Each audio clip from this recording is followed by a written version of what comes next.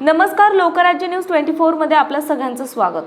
पुण्यातील Hinjawadi IT hub मधून एक खळबळजनक प्रकार समोर आला।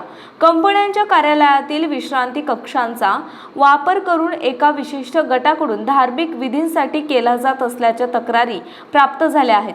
नाशिकमधील कॉर्पोरेट जिहाद प्रकरण ताजे असतानाच आता पुण्यातही अशाच स्वरूपाचा वाद निर्माण झाल्याने आयटी क्षेत्रात मोठी खळबळ उडाली।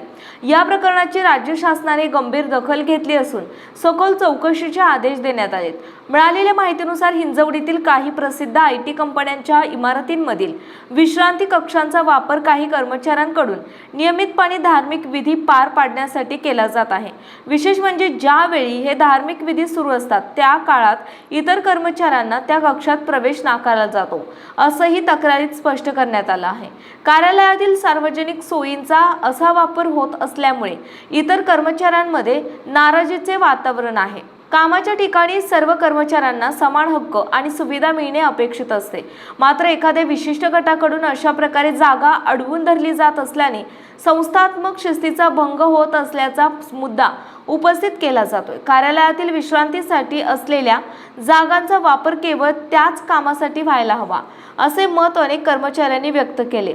नाशिकच्या घटनेनंतर आयटी कंपन्यांमधील अंतर्गत हालचालींवर आता बारीक लक्ष ठेवलं जात आहे।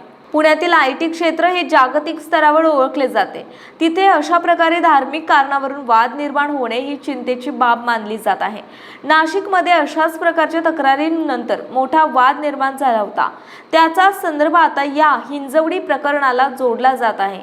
आता पुणे पोलीस यावर काय तपास करतात आणि संबंधित कंपन्या यावर काय भूमिका घेत आहेत याकडे संपूर्ण राज्याचं लक्ष लागलंय।